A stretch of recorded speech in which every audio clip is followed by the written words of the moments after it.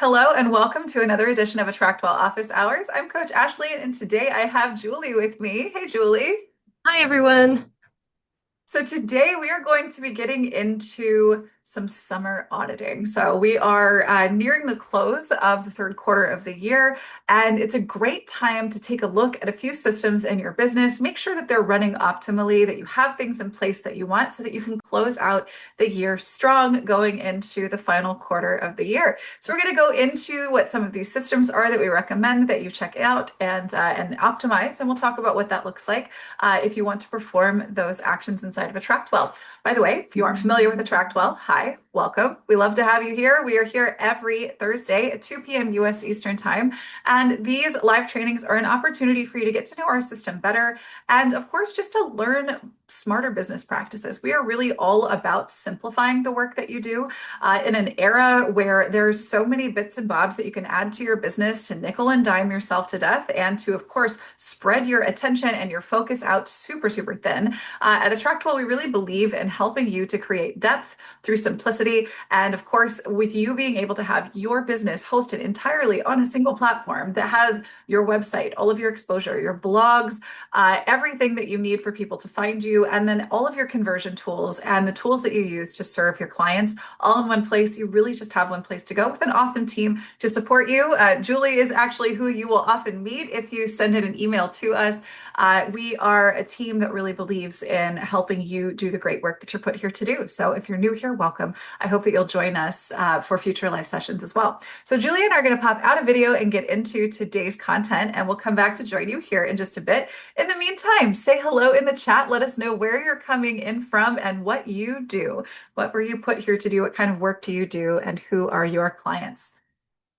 All right, so today, as promised, we are talking about the summer audit. So what are the reviews, this is system reviews we want to be looking at before we move into the final quarter of 2025. So let's get into this. What we're going to talk about here, how to quickly assess our most important business systems before the end of this quarter. We'll talk about the three systems that will most impact your Q4 growth and stability. And we'll talk about step-by-step ways to review, update, and improve each of these systems using AttractWell. And of course, as always, we will get into live help and Q&A. If you are here today looking for help and support, you're in the right place. We obviously are training on this topic today, but if you would like some help on something else that you're working on, this is the place for it. So go ahead and add those questions to the Q&A here if you're live on the call. If you're watching this as a replay, come join us for a future live session. You could go to attractwell.com/office hours to get on the list, see what we're talking about next, and be the first to receive resources and replays when they come out. And if you'd like to work together on a call like this one, we provide this opportunity every single week, and you can actually reserve space, dedicated space. We can spend 15 minutes together on a call like this. We could, if we got enough advance notice and it's a big enough topic that impacts the community, we could dedicate an entire training to what you're working on. So go to attractwell.com/work review. Let us know what you are working on, and we can talk about getting together either on a call like this one or even dedicating a call like this to what you're doing. Now, finally, if you're working on something and you would just like to live in your own expertise and hand off what you don't know to someone else who can do it for you, we've got experts to cover that for you. You can go to attractwell.com/concierge to meet our team and get a quote for your next project. All right, so let's talk about these systems. First one that we want to take a look at is our lead nurture and conversion system. So how are people coming in and joining our list? And how are we moving those leads toward the opportunities that we have for them to become our clients or customers, however it is that you work with your people? So first, let's talk about why it's so important to address this now here in the third quarter of this year. First, there we go.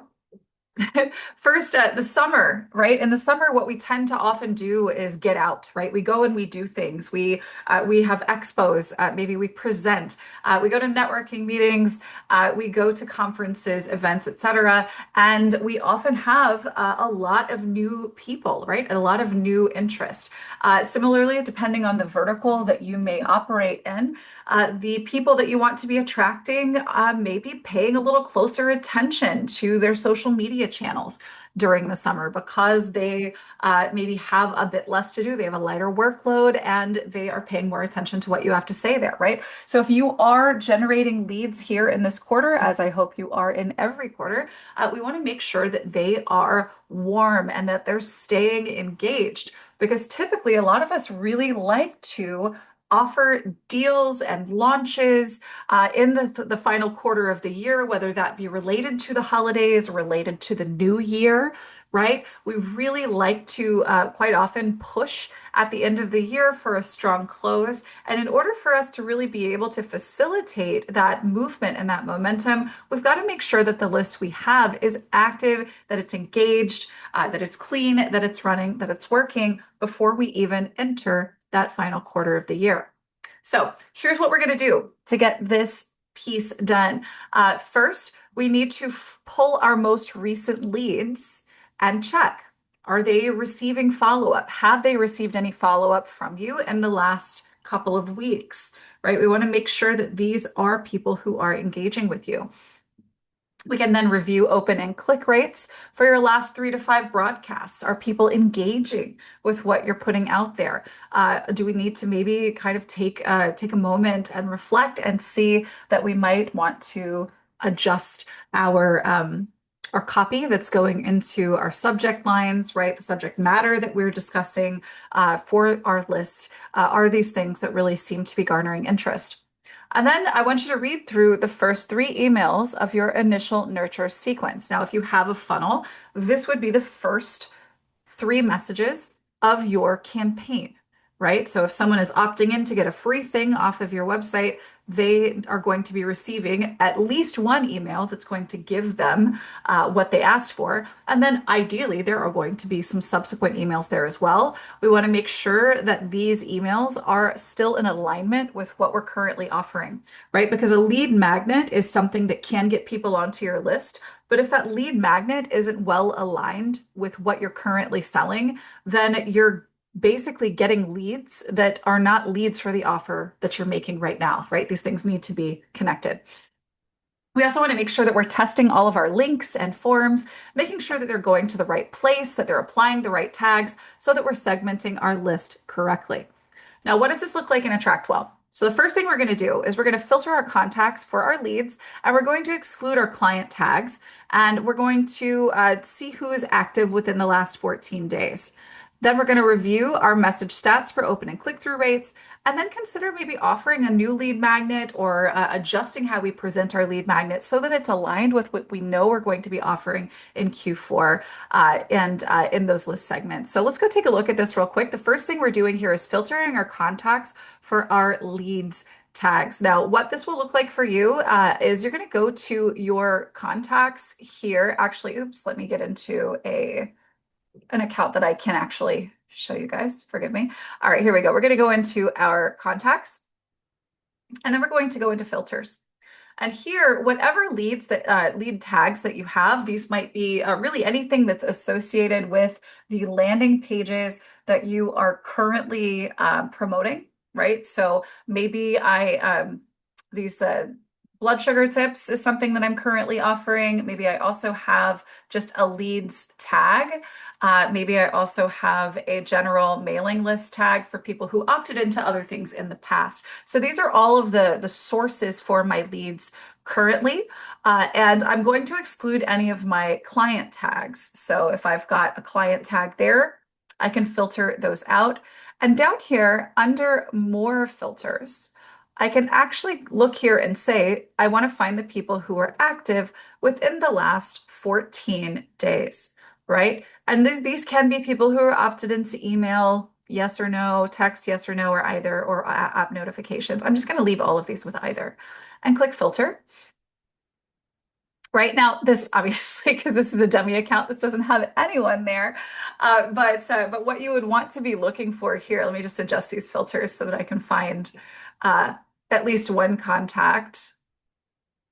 But anyway, yeah, you want to go and look for those people and determine whether or not they've been engaged with. So let me just go ahead and find in my contacts a card, and I'll show you if we take a look at these folks, you can see their last activity in the list here, right?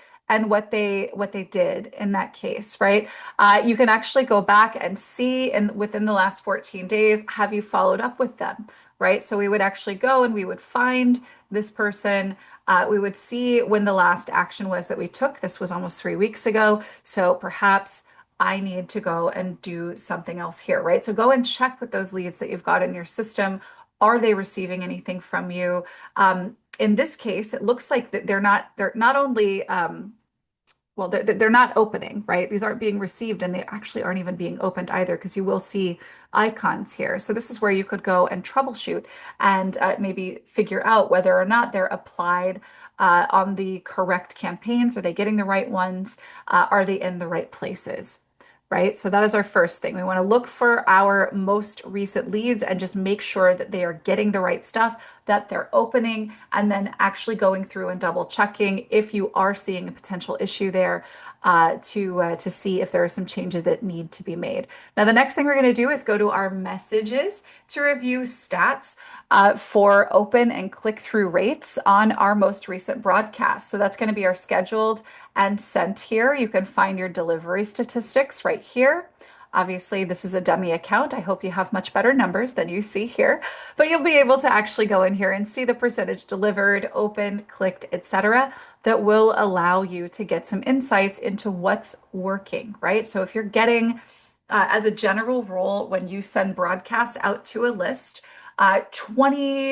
25% is actually really good for open, for click through. What you'll find if you are building in a vertical and you're speaking to a highly targeted group of people, you're often going to see a much better open rate. The click through rate is almost always going to be lower than the open rate, especially if the emails that you're sending aren't consistently containing links that need to be clicked. Right. So do make sure that you're taking a look at these, getting some of these insights, kind of gathering the statistics and seeing what might be performing best. You can also take a look at the campaigns that you're using and see what the delivery stats look like on those. So if I maybe check the stats on this one, I can see for all of the different messages what the, here, let me click my stats here. There we go. For all the different messages, you can actually compare their efficacy based on open rate, click-through rate, etc. Right? So definitely give yourself a moment to take a look at the active campaigns that you have running related to your lead magnets and the broadcasts that you're sending out on a regular basis for your content. And then, of course, again, make sure that the leads, the active recent leads, the ones who've come into your system recently, are actually getting the engagement that you are sending their way. And then finally, what you want to consider doing is taking a look at the campaigns and the actual funnel, the landing page, everything that it is that you're offering. So for this one, this particular lead magnet is about someone who is maybe opening themselves up to living a little bit more green, but maybe they feel a little skeptical or they feel a little overwhelmed about getting started with natural products. And maybe what I'm offering this quarter, this upcoming quarter, is going to be a bit different. What I'm selling, right? These leads that I am collecting from this lead magnet that delivers this campaign. These need to be aligned with the thing that I'm ultimately planning to sell. So if what I am selling next quarter differs from what I've been doing, then I might need to make some adjustments to how the lead magnet is positioned on the landing page and how it's contextualized here in the campaign. That way it remains something that is effective to continue using to collect leads. Because remember, at the end of the day, the leads we're collecting aren't just for the sake of having a larger list. It's for the sake of having more people to put our offers in front of, right? So do make sure that you are ensuring that your lead magnets are in alignment with what you plan to offer in the final quarter of this year. Now let's take a look at offer delivery and client experience. So once you have someone who has converted or who is converting to become a lead or sorry, to become a customer or a client, we need to make sure that that is set up well.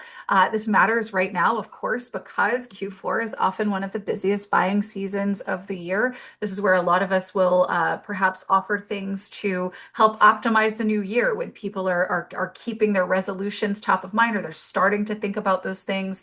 If you're selling to business owners, obviously Q4 is a fantastic opportunity to increase strategic spending for tax offsets, things like this. So this is definitely an opportunity for you if that's your audience, right? So it's a busy buying season, and it's really important that you have smooth delivery if you want to take on more clients and, of course, make more sales without stretching yourself thin.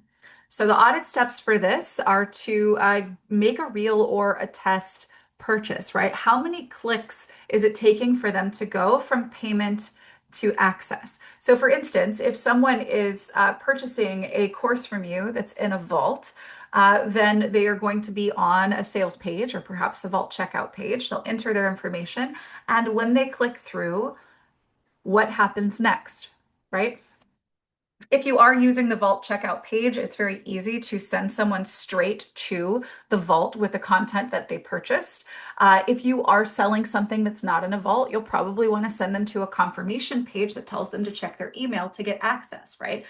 So you just want to make sure that you are being really clear on this. If you have onboarding steps, that they're not too laborious, you don't want to create an issue for people after they've purchased, make them feel anything other than absolute confidence in the decision that they just made. So walk yourself through it, put yourself in their shoes, and see if there's any adjustments that you might like to make.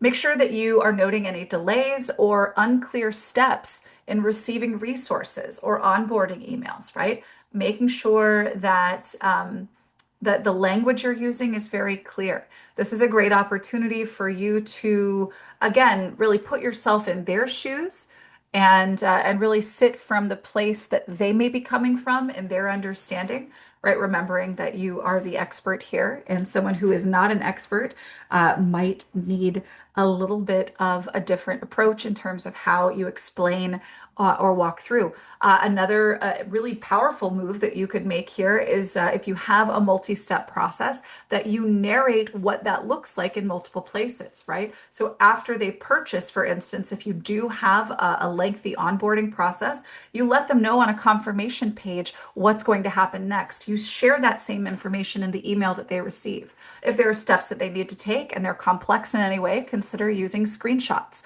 or quick videos or GIFs to help move them through that process visually to help them understand what they need to do.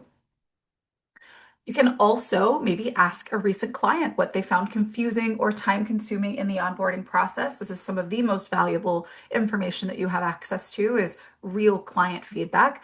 So make sure that you're getting that as well. And then check whether your client resources are complete, current, and organized in an easy to find location. Of course, if you are using vaults in AttractWell to serve your clients, then this is going to be a pretty easy prospect, right? Because everything is in a vault and the structures there are pretty intuitive and easy to follow and work through. So at AttractWell, what we want to make sure we're doing is to use campaigns, of course, to automatically deliver access after someone purchases. Campaigns can be attached at the point of sale, whether that sale is being made via a page, right? A sales page, or via the store. You can apply campaigns there as well. And campaigns, of course, can be attached to vaults so that those messages send out when someone purchases access to a vault, right? That'll help you to automate your delivery and access. If what you are offering is in a vault, then of course you are able to organize what you want to share there. And of course, if you're using the built-in Welcome to Vault campaign that comes with that is automatically attached to all of your vaults, AttractWell will already send on your behalf instructions on how to access the vault and its contents. We also want to organize our resources and dial in client experience with vaults and classes. Again, this really is important where you are maybe offering a volume of information. These pieces of information are organized as clearly and plainly as possible. I think one of the trickier things that we can come upon when we are trying to tap into our creativity is that we often put clever over clarity, right? So it really is important to try to first default to making the explanation or the titles for the things that you're organizing very clear and easily understood by the person that you are sharing it with, and resisting the urge to make it cute, right? With clever names and wording. And then also you can use automations. This is really one of the most powerful features of AttractWell, and it's so highly customizable. So you can build out automations in AttractWell to bundle actions, right? So if somebody purchases from the store or a page or even at the vault level, you can do more than just have them access the thing that they bought, right? So here, as an example, if someone decides to purchase a program from you, that program's contents will be inside of a vault, so they need to enter the vault. Well, they also might need to receive a drip campaign over the course of a couple of weeks, reminding them to go and take advantage of what's there. But maybe you also want to be reminded to check in on this person. Right. And so a follow-up plan in AttractWell is what you would use for that purpose. Perhaps you also want to tag this person, right? That purchased this program so that you can find all the people that purchased that program easily. So you can use an automation to do all of these things at once so that you don't have to remember if someone purchases this from a vault or they purchase this from a page, they purchase this from the store. This one automation could be attached to any of those places, and that will basically give them everything that they need in terms of access and give you everything you need in terms of infrastructure and administrative tasks. All right, now let's get into the final system that we're going to review here today, and that is tracking and optimization. And then I'll get into our Q&A that I see growing over here. Excited to chat with you guys here today.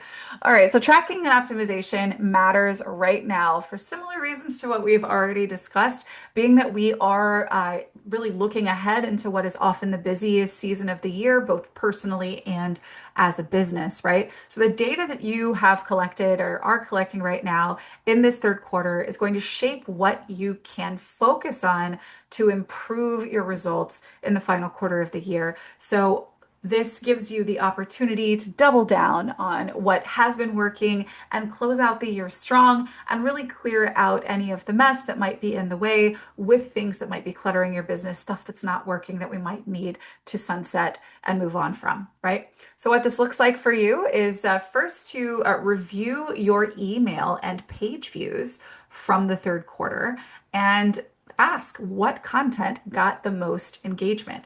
I'll show you where you can find this information in AttractWell here in just a bit. We'll also look at where our highest converting leads are coming from, right? This is in AttractWell, just making a really strong case for tags.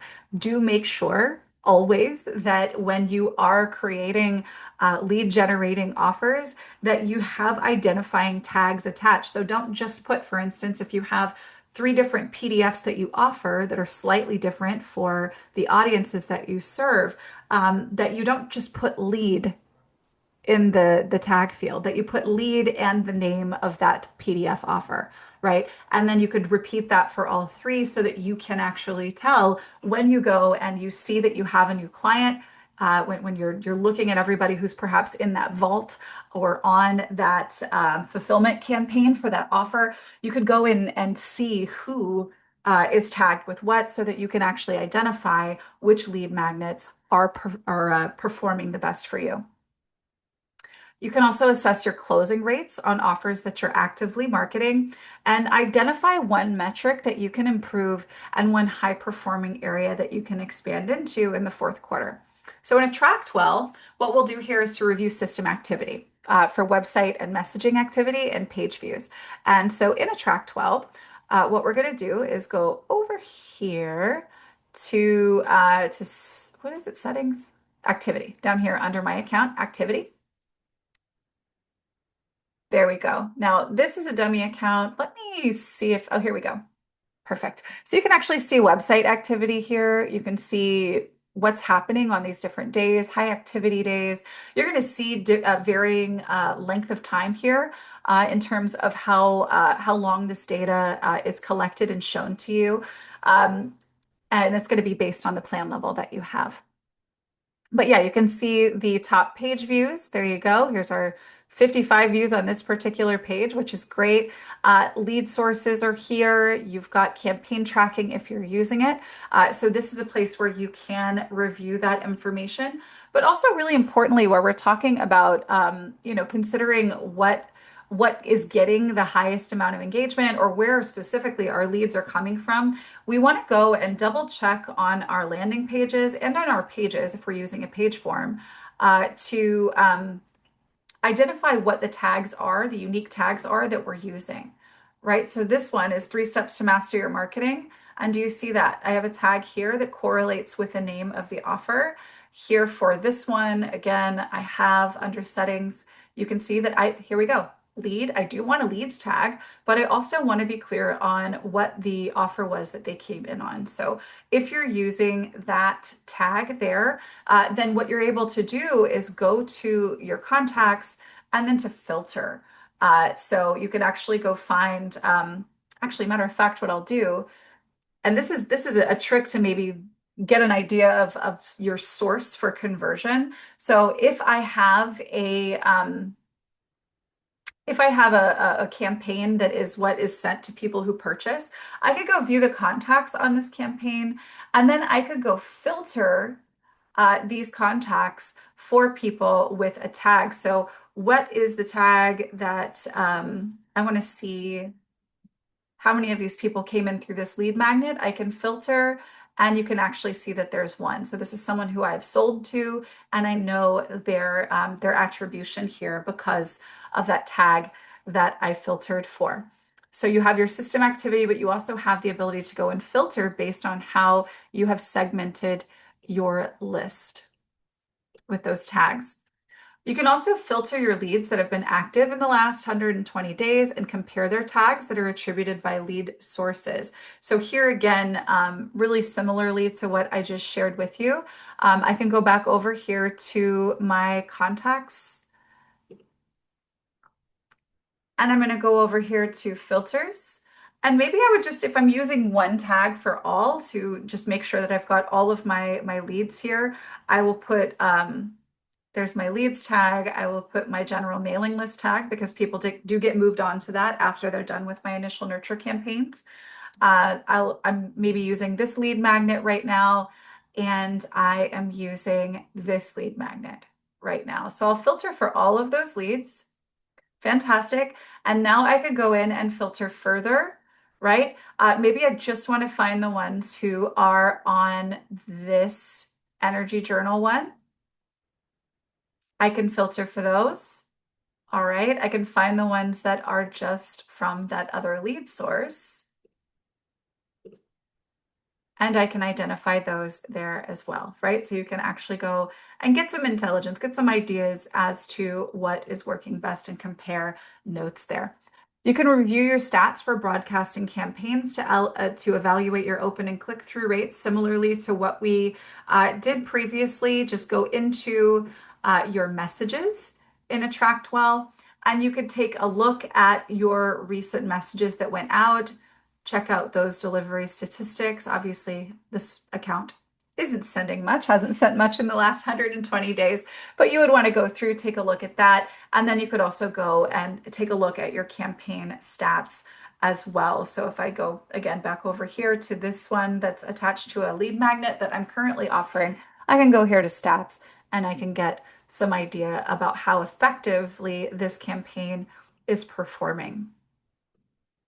And then we can compare sales volume to volume of or our sales to our volume of contacts presented with the offer. So just as an example, what I would do here is find people who are on a sales campaign, right? And then exclude the tag for the people who purchased, right? So if you're applying, let's say you've got a program that's called, how to lose 20 pounds in 90 days, and I have a sales campaign for that. When I have people on that sales campaign, they're being asked to purchase how to lose 20 pounds in 90 days. Now, when they purchase, they're being tagged, right? So essentially, what I'm going to do is I'm going to go and find my sales campaign.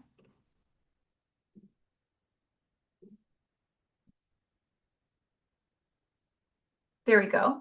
And I'm going to view the contacts that are on that sales campaign. And then I'm going to filter out, click filter, and I'm going to exclude the whatever the tag is. So I'll use like my client tag here because this is somebody who purchased. Now they're a client. I filter, and voila, now I can find everybody who was on, oops, filter these three contacts. Yeah. So anyway, you'd be able to go and find the people who actually purchased and remove them from this particular list so that you can get an idea of um, how many people purchased versus how many people were presented with the opportunity so you can get a closing rate on that campaign. All right, so we're going to get into some live help and Q&A. We've got the whole rest of the call here that we can work together on whatever you guys like. If you have questions, if you want to dig a little deeper into any of these topics, feel free to ask away in the Q&A here. And yeah, Denny, if there's something that you would like to walk through, I'd be happy to do that with you. And you did have a question here. I believe this was covered a long time ago on another call, but what do we or how do we switch our list we downloaded to something else? What should the tag be? What's better? Denny, if you're open to it and if you want to pop your hand up, I'll bring you out to chat and we can kind of talk through that together so I can get some clarity on what you want to know. Hey, how can we help? Yeah, excuse me, I appreciate you going over this again. So when I went from one platform to this one and I Hmm. brought my list over, Hmm. those people, Okay. because yeah, they're tagged one way and it's just like, how do I, or should I tag them as something else at this point or what? So you did tag all of them when you uploaded them from, Yeah, okay, excellent. So what you can do, it's basically just tag management is what we're doing here. So let me show you how I would do that. What you would do is you would identify first the tag, right? What's the tag that's on them, and you want to change the tag, right? Is that right. right? Okay, yeah. So what I would do is I would filter contacts for the tag that you want to change, Okay. right? And let's go ahead and well, this is taking quite a while right now, isn't it? Huh. I'm sipping up with my browser right now. There we go. Okay. So first we filter for the tag we don't want. So maybe Okay. I am going to, like, I'm just going to find this one. Hopefully there's someone on it. There is. Okay, perfect. And so this tag is 6 blood sugar tips. I don't want to use this tag anymore, but I do want to make sure that I still know who these people are, right? Because it's important for you to know that these are people that you imported, right? Right. Yeah. So now what I'll do is for all of the contacts here, I'll go to actions, bulk contact actions, and I'm going to add a new tag. This is the one that I want to know them by, right? So this is going to be blood sugar lead magnet is just because I want to rename it. So I'm going to add that tag. And now we have the tag that we don't want, which is this one, and we have the tag that we do want, right? So from here, you can go and again in actions, bulk contact actions, you can remove that old one, blood sugar Hmm. tips, and apply. And now those people are no longer tagged with that, right? But if I go and I filter my contacts again for the blood sugar lead magnet, then I can find those people still. The other thing that you can do here under settings, if we go to tags under settings, you Okay. can also edit the tags here. So if it is just a matter of so, and you can actually delete them. So if I know that, and I don't, that one right there. So I can go ahead and delete that tag, right? I could also click it and give it a new name. So this would also be a way that you could do that, but it would just depending on whether or not you might have other people with that tag attached to them. I would just make sure that you are filtering for that entire list. Another way that you could do this is just take that CSV file that you took over from the previous platform and just Mhm. perform a new upload with the tag that you want, and then just go in here and delete the tag that you don't. Okay. So it's a couple of options there. The quickest one would be just to go straight into your tag manager and just change the name of the tag, Hmm. right? But you do want to make sure that that tag isn't on anyone else, right?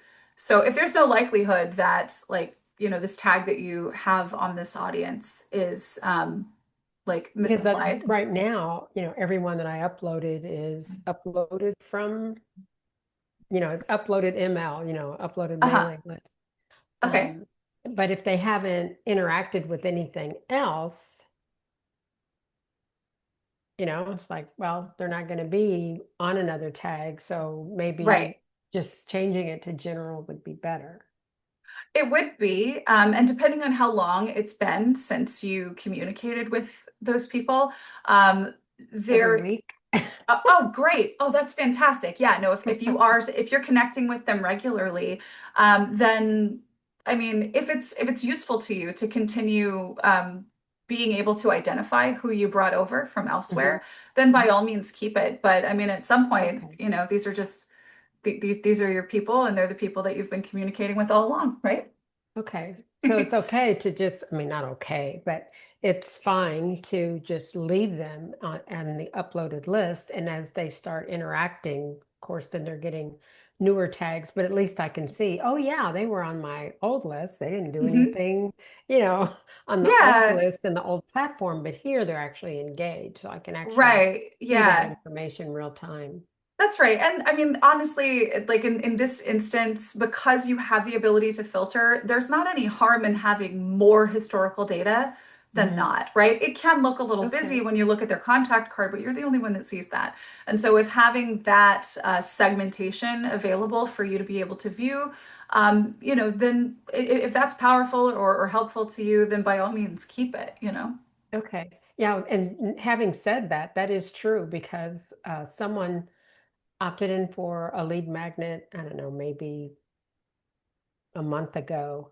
And I didn't recognize the name. So I thought it was somebody new. And it was actually somebody that I had uploaded, from the other platform. And they had never engaged. I mean, I did not know this person from Adam. I didn't even know they were on the list. I was like, oh, they've been on my list for a really long time. And that's good information that either they are suddenly engaged or it took that long for them to actually jump in there. Okay, I got it. Yeah, Thank you so much. I appreciate that, Ashley. yeah, yeah, absolutely. All right, let me see. Okay. Peggy says, I'm getting 2 and 3 email notifications about the same discussion room post. What do I need to adjust? So, Peggy, it's quite likely in your case that you might have multiple contacts for yourself in your system. And you might be getting notifications for on all of those emails. So let me bring you out here and we can talk about that if you'd like. Oh, and I see you put a question here in the chat as well. So the only time that I would hesitate to change the name of a tag in the tag manager is when you are unsure of the when that tag was applied and if everyone is not coming from the same source. So for instance, I wouldn't just change my lead tag to leads from X location unless I know for sure that there are no other places that could apply that lead tag to someone. It's kind of an edge case, but I do think it's an important one to mention. Just making sure that you're super clear before you potentially recategorize a list of or a segment of your list incorrectly, especially if you're going from a smaller segment and then bleeding into a larger one.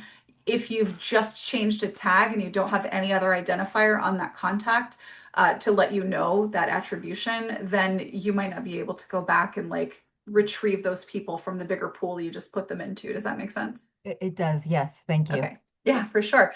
All right. So yeah, my suspicion, Peggy, is that you've got yourself in your contact manager a few times. Is that right? That could be. Yeah, that could be.